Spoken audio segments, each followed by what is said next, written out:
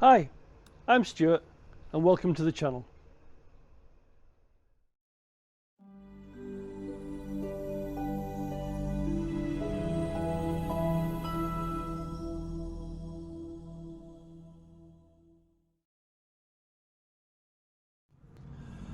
Well, we had a lovely hot summer here in the north of England, so much so that it caused drought conditions.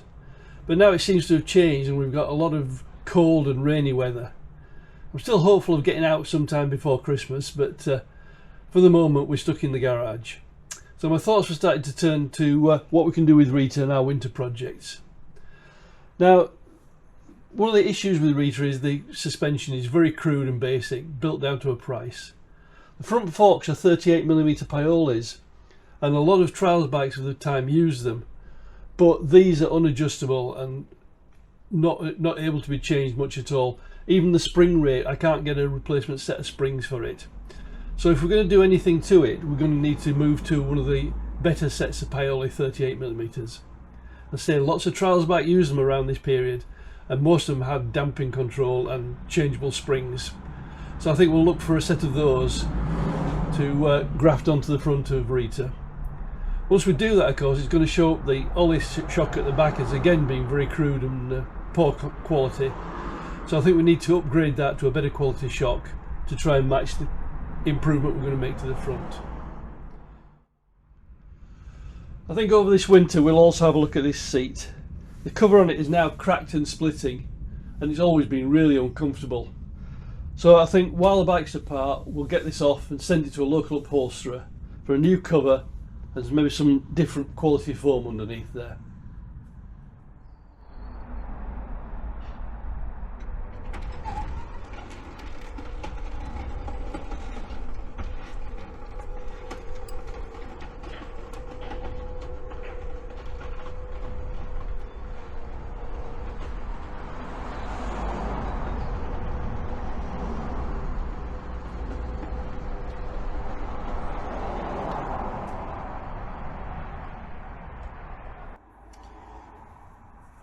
Right, let's start looking at this wheel. So this is a second-hand wheel, so we're going to give it a good check over and replace any bits that are worn. It's got a floating disc on this wheel, which means that the disc is riding on little carriers. So we'll replace all of those because they'll be worn out after all this time. We're also going to change the bearings on it, and we're going to check the spokes for tightness and the rim for running true. Right, let's get on with it. First job, we'll take off the disc.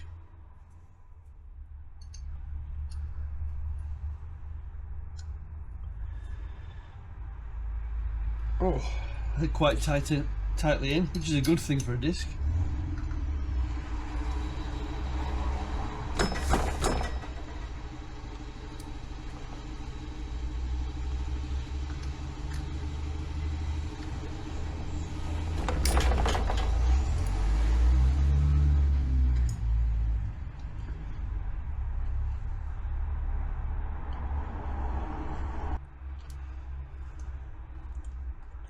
Now I say we're going to replace all of this hardware when we put it back together.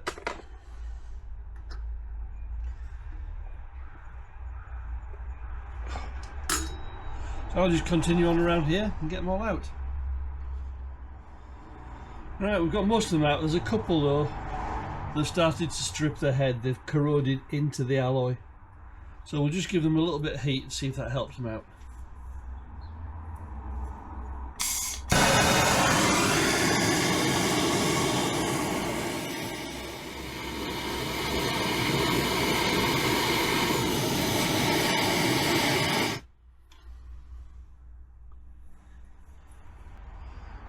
Right, as these have started to round out, I'm going to actually go and use a Torx bit, which doesn't fit, but can be persuaded in there.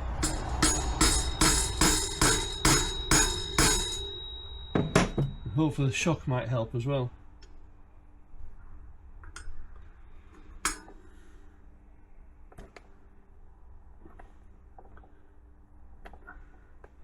No, that doesn't seem to want to work.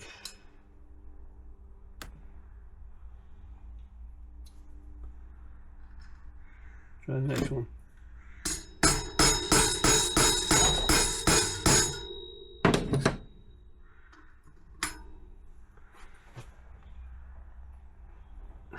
No.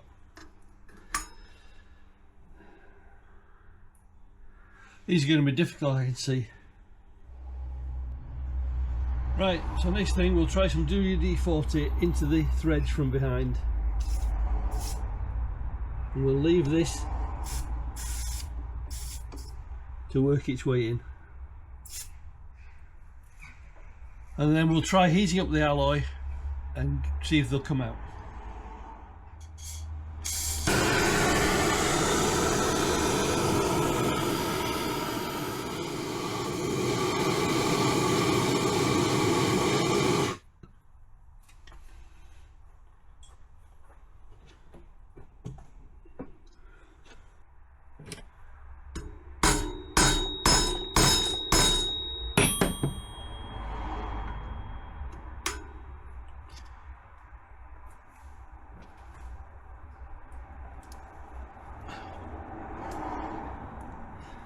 Well, these things are putting up a hell of a fight.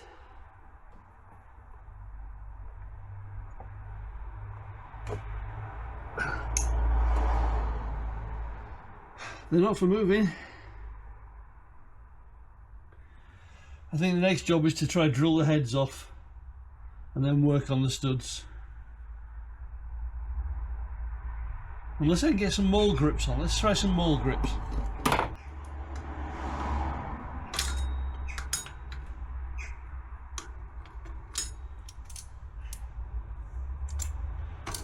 No, not enough protruding to get the mole grips on. So I think we're going to have to drill off the heads and then work on the what's left.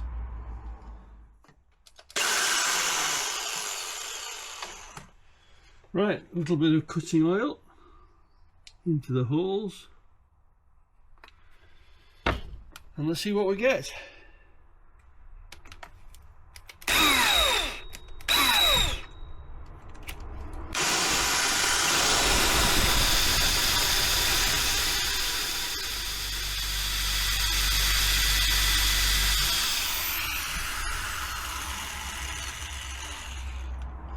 The joy of working on old bikes, eh?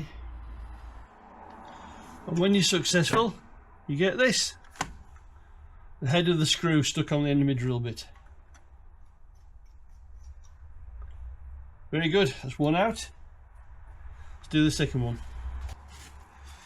Right, with the heads of the bolts removed, there's nothing holding it on.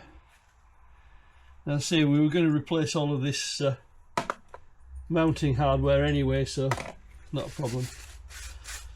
We must remember to clean the disc as well, because it'll be covered in grease now, WD-40. That's not going to stop us very well, so that'll all need cleaning. The disc itself is in good condition. Very good.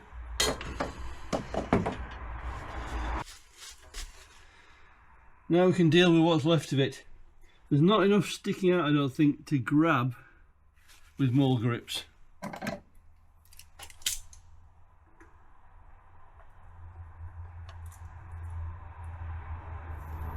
Well, maybe let's give it a try.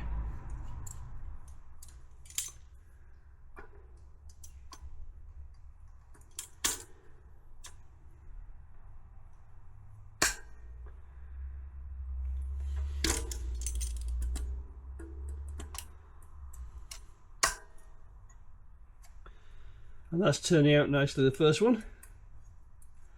So all that heat, WD-40 and shock, it's finally made it let go.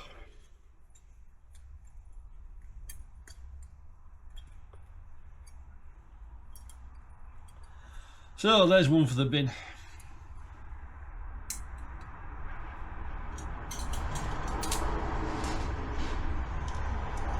Now for its friend.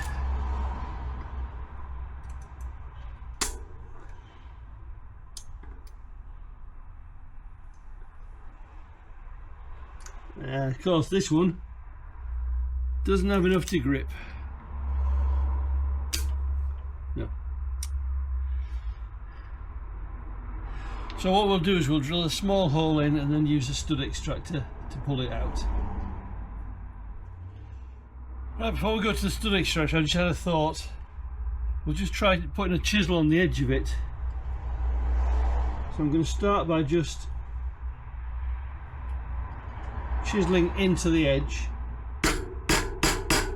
straight down, and then using that groove. Oh, there we go. We have success again.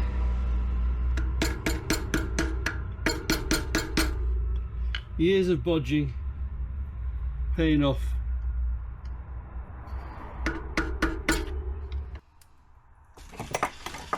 So after all that chiseling, there's now just enough to get the moulds onto the rest.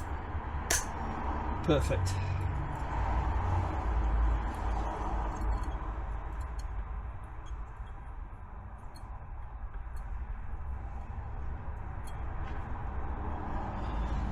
Second little dibble out.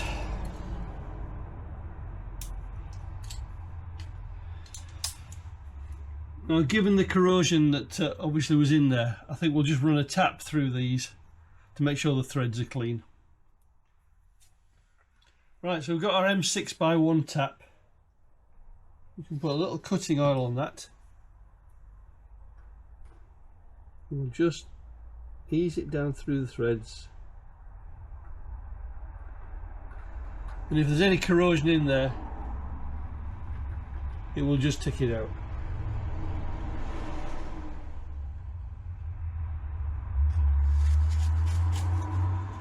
Right, just repeat that all the way around. Right, we've finally got that disc off. Now we're going to have a look at the spokes.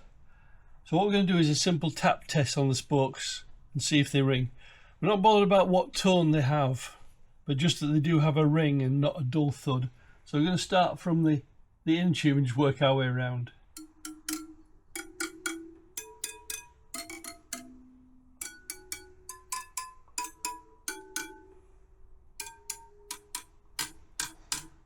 Got one there, no ring at all.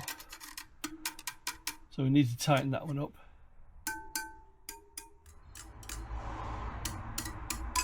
Okay, we've got another dull one there.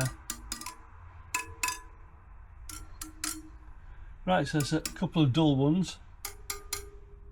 Where's it go? That one there. So that one and that one, no ring on them. Well, we've got our little spoke tightener.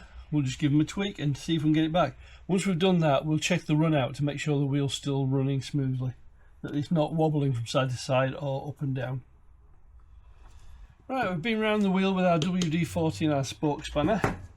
We've got them all tightened up, I think.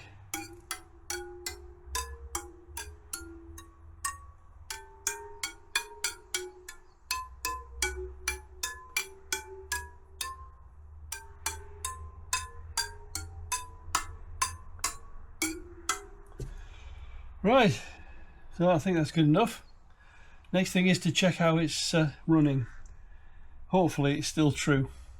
We need to get it spinning to check that. Let's make some space and get it set up. Right, so this is the Heath Robinson device that we have that's going to actually be able to check if our wheel is running true or not. All it is a stand with a spindle through it, the wheel's sitting on the spindle, and down at the bottom here we've taped a stick. And when we spin the wheel, we're going to be able to see how smoothly the wheel's running, whether it's running in and out, whether it's running up and down. So let's have a look at that. So we don't need to be too accurate here. As long as the wheel's spinning smoothly, we should be able to see. Watch the point here, we're looking at the gap from the wheel rim up to the stick, and also the gap from the centre out to the stick, and hopefully they'll remain the same. Just get it spinning.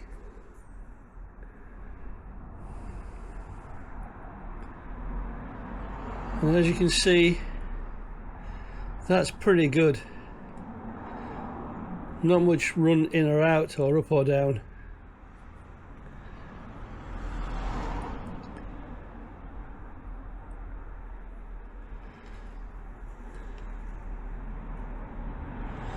I think there's maybe a couple of millimeters side to side movement,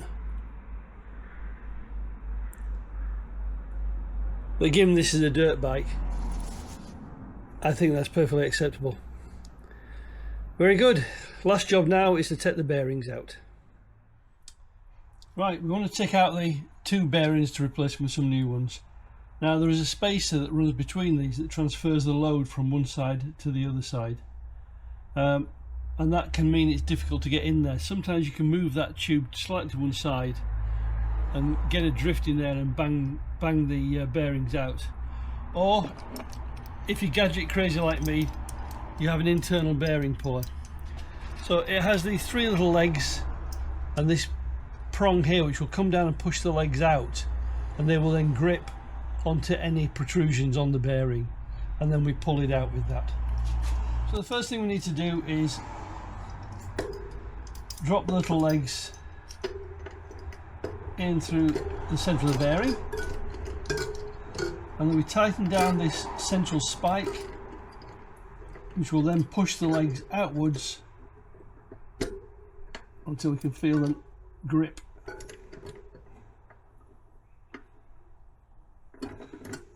So they're now tight.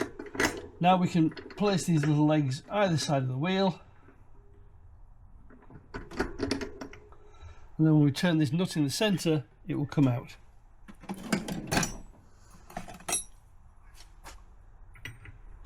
That's the theory.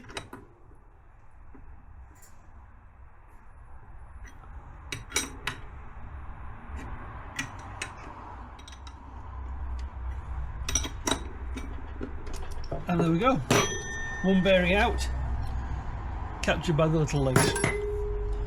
Right, there's the central tube, and for some reason it has an O-ring on it. I suppose that's to stop it falling around and rattling.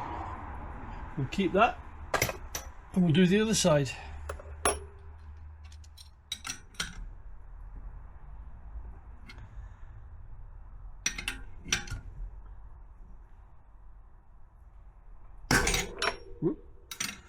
That was a bit stuck in there.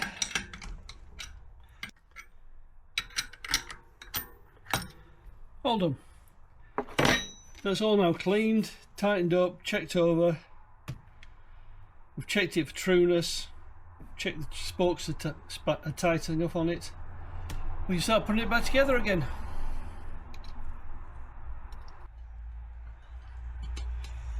Right, in preparation for the rebuild, I've given the rim a good clean out.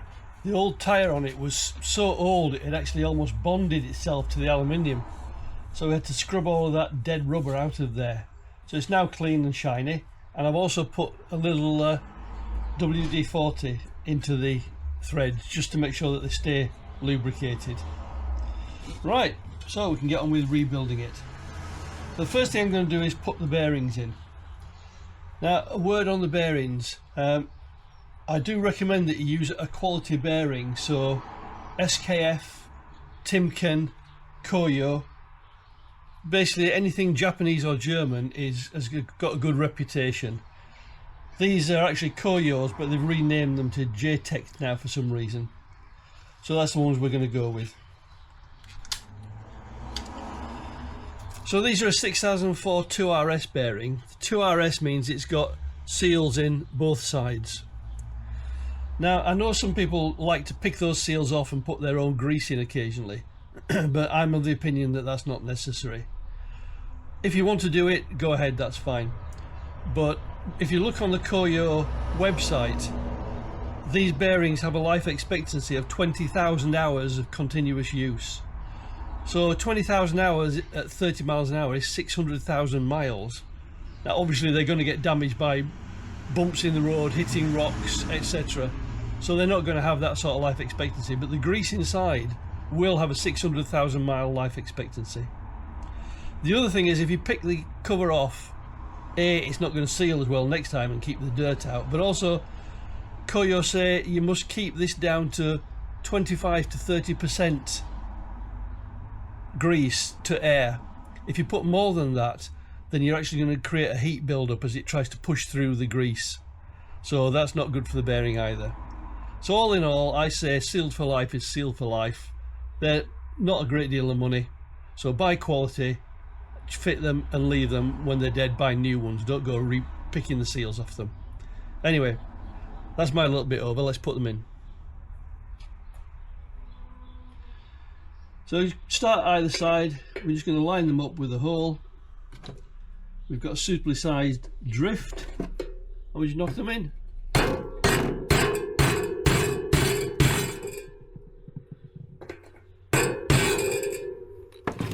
And when it's in, we turn it over and do the other side. So same again for the second side. This time we put the spacer in between them, and that transfers the force from the inner race here to the inner race through there.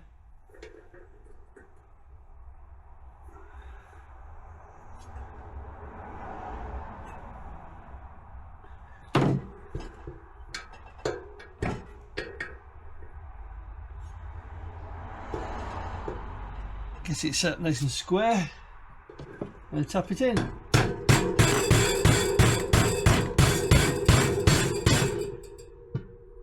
Beautiful. We'll just check that the spacer is aligned, otherwise we won't be able to get our axle through. So that looks all good. On to the next stage. So I've got a new inner tube, I've got a new inner tape as well, rim tape, but we've also got a nice new shiny, who is it, Motion Pro rim lock. So we're going to start by fitting that in.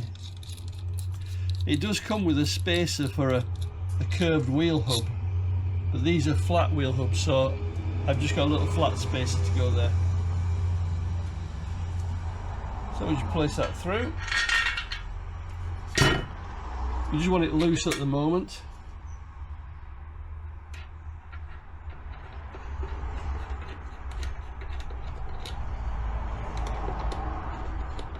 Rather nice machined aluminium nut for it. I guess that's where all the money goes with Motion Pro equipment. So that's just in there loosely. And then we're going to put our rim tape on. So we're just going to line up the hole in the tape with the hole in the rim where the valve goes through. Just hold that in place, and then we run it over the top.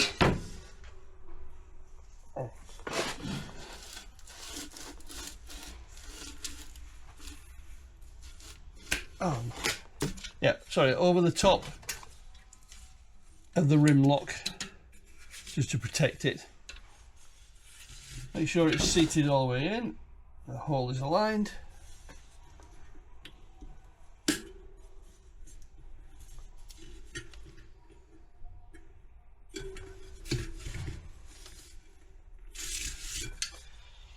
Right, next stage is the tyre and the inner tube. Now normally I would just take it to my local bike shop and they would do it for a £5, but I guess in the interests of YouTube I should actually do it myself, so we'll have a go at that. So we'll move over to an area where there's a bit more space, and we'll put the inner tube and the tyre on. Right, we've got a bit more space now, we're ready to go. So we've got the rim, we've got the inner tube. I've put a little air into the inner tube just to make it have some shape so it's easier to manipulate. I've taken off the cap and I've taken off the two nuts that go onto the valve. We'll talk more about those later.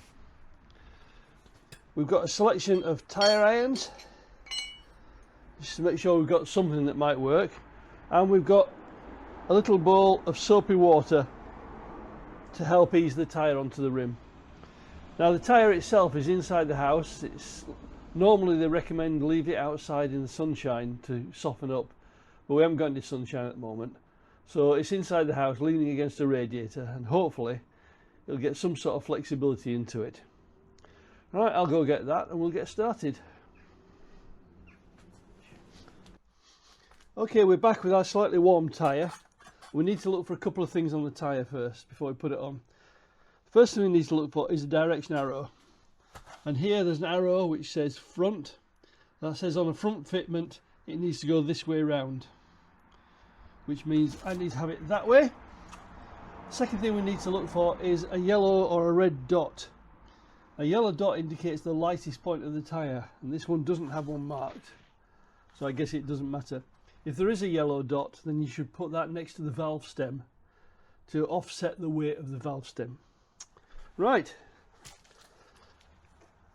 first thing we're going to do is put plenty of lube on this, just to help it slide over the rim.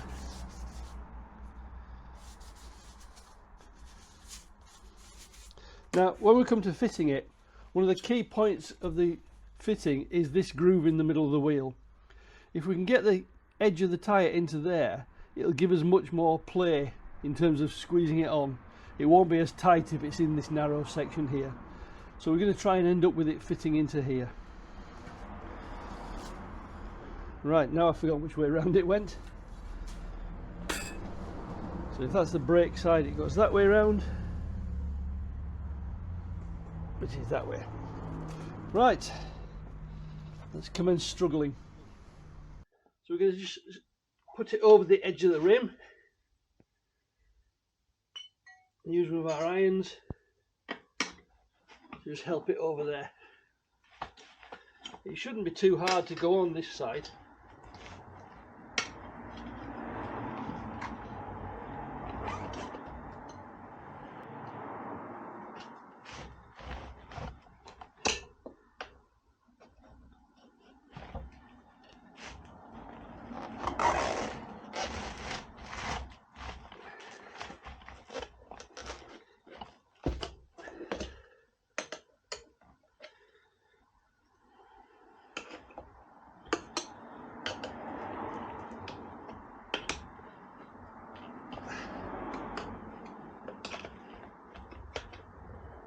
Get this last little bit over,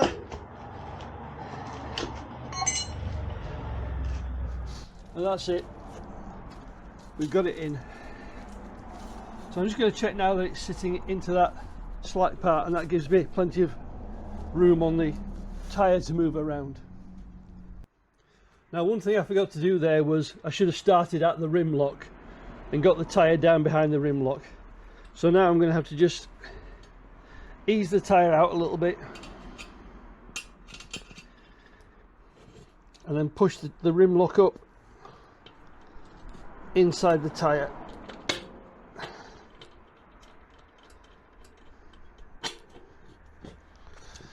So the tyre sits behind the rim lock, so when we then tighten the rim lock, it'll be pulling on the tyre.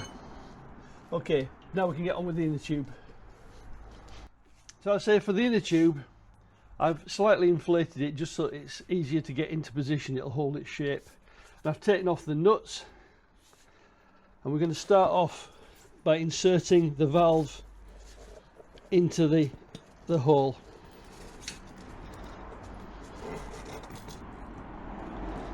Without losing that little washer if I can.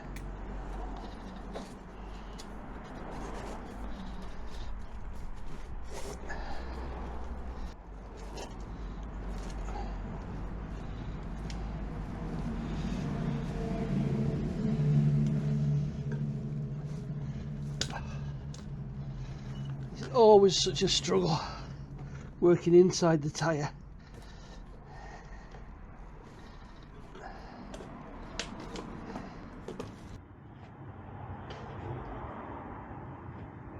Come on. Oh. Well, that was a real struggle finding that little hole. As always, the rim tape slips slightly and covers the hole and you can't get it through. So to make sure I don't lose it again, I'm going to put one of the nuts onto it just loosely.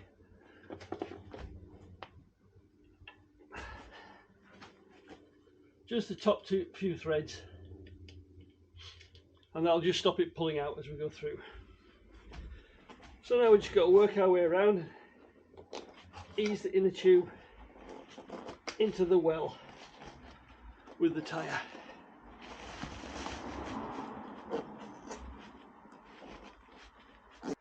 As you go, try and make sure you don't have any creases in the inner tube. because they won't help when you come to inflate it.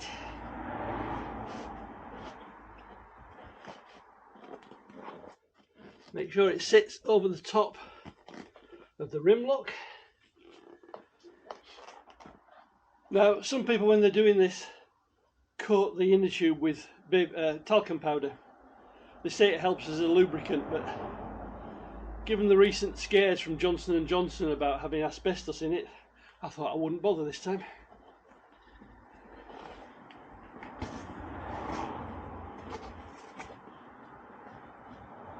Right, so the inner tube is now sat inside the tyre all the way around, nice and smooth, no creased up bits. And we'll check again now that the valve stem isn't being pulled left or right, so we know that the inner tube is sitting nice and snugly in there in the right alignment. Right, time to get the tyre back on again. Right, before we try and put the tyre on, we'll give another coating of soapy water.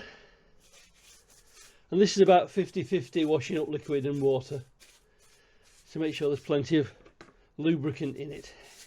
We don't just want soapy water.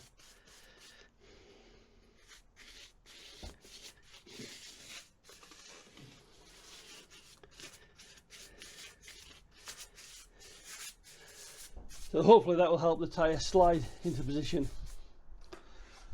So this time we're going to remember, we're going to start at the rim lock. We're going to just lever the tyre, make sure the rim lock is pushed in, and then lever the tyre behind it.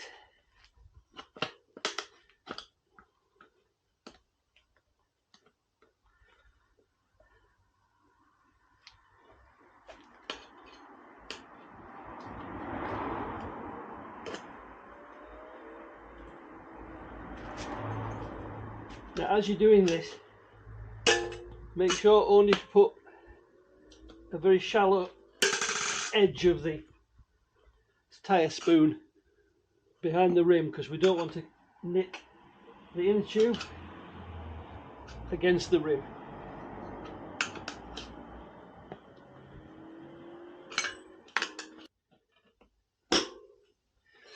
We'll just work our way around the rim now until we get to the end where it will be the tight section. Again, if we can push it into that central groove, it will help give us a little bit extra room at the end when it gets tight.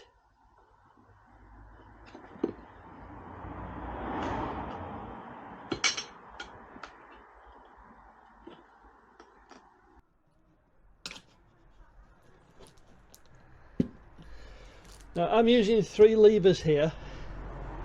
So as I go around, I use 2 to hold the rubber in place, and I use the 3rd one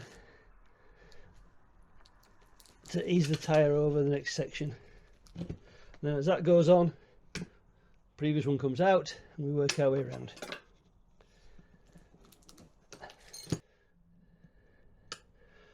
As we get towards the end, start taking smaller bites because the pressure will get greater.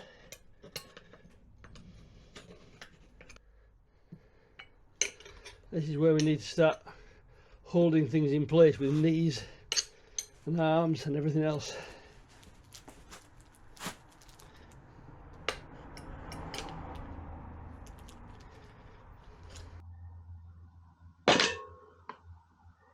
Come on, last little bit.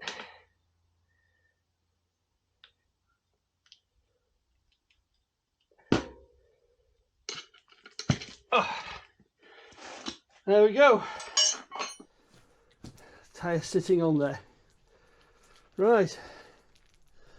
I'm just going to go around now and check that there's no bits of inner tube sticking out under the edge of the tyre. I get a light for that. So I'm just going to use my light now, starting at the inner tube valve. I'm just going to work my way around and make sure I can't see any inner tube sticking out. It needs to be all contained inside the tyre.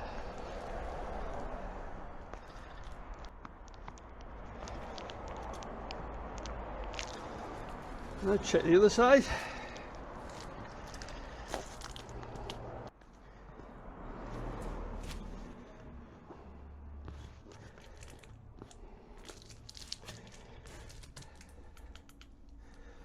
Right, that all looks good.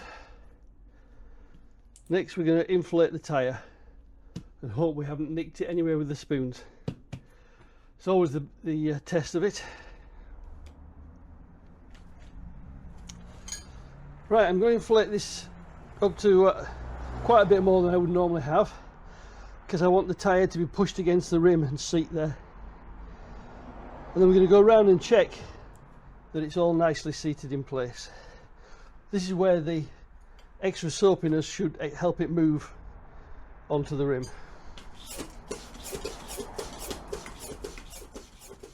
Right, we're up around 40 psi.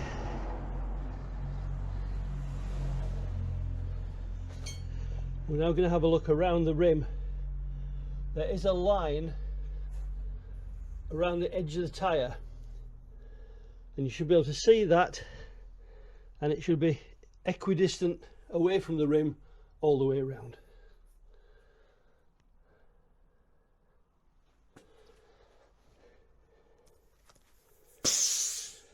We'll check the other side. I say we're looking for this little line. There's two lines here. They're equidistant all the way around. So that should mean the tyre is seated against the bead. Good. Right, next job we're going to start with the rim lock, and we're just going to tighten this down. It shouldn't be really tight, it's just to hold the tyre against the rim.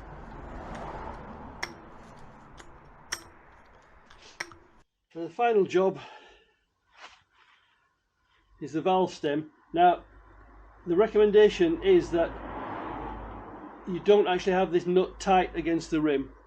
The reason for that is if the inner tube does move around inside there, we want the valve to move sideways to indicate to us that there's been a slippage inside. If it's tight, it can't do that, it will just rip. So we use the second nut as a lock nut just to stop it coming off.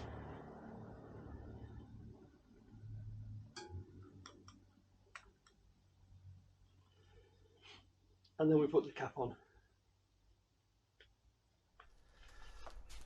And that's it. We can I'll leave the tyre pressurised up for overnight, just make sure we're not losing anything. But otherwise, that's job done.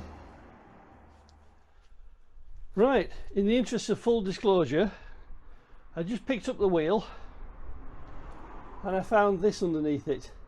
This is the little captive washer that sits over the valve stem and stops it rubbing against the inside of the wheel.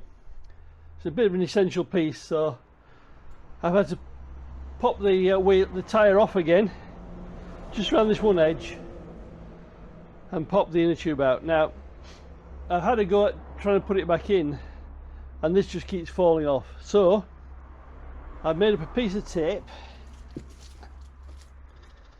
that we're going to put over the top of the valve and that little washer,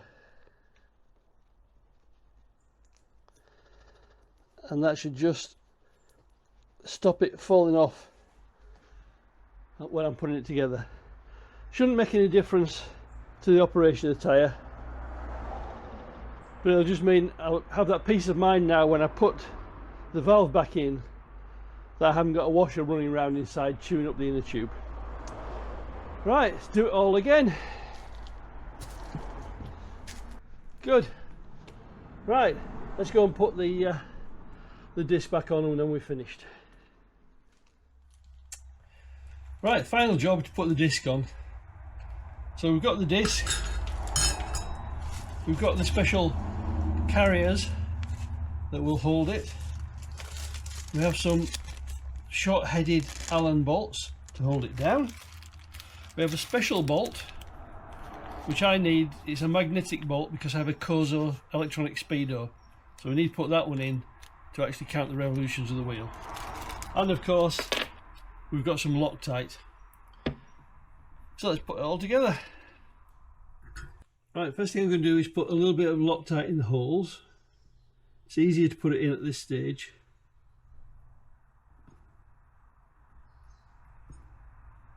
Because if I try and put it in later, it'll get all over everything.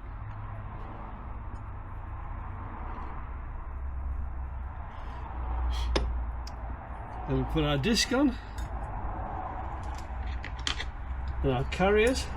So the disc doesn't bolt directly to the wheel, it's held in place by these metal carriers, and the carriers bolt to the wheel. This is to give that floating disc that I talked about earlier.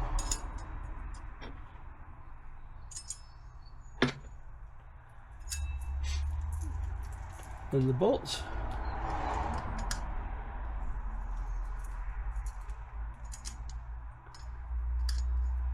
Now these are stainless, short-headed cap heads. They'll just sit within the well of the carriers. That's all those.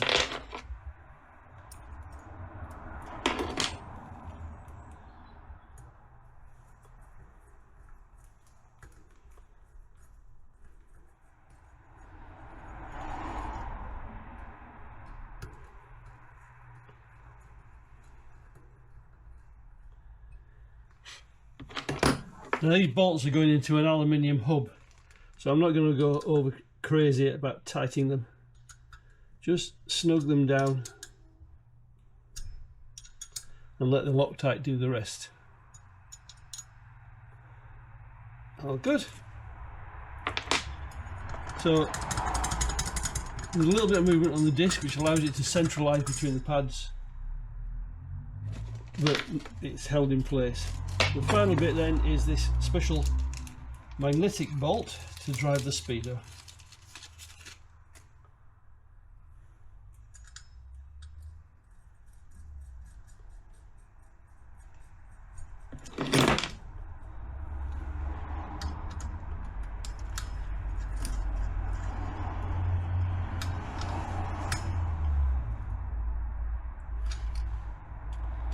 Lovely.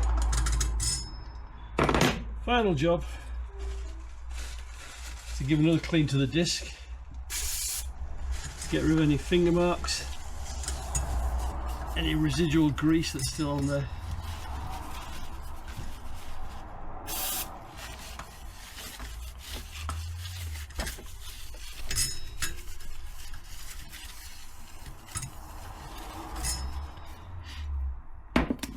So that's all ready to go back on the bike. Lovely. So I hope you enjoyed watching, and that's all from me. Until the next time.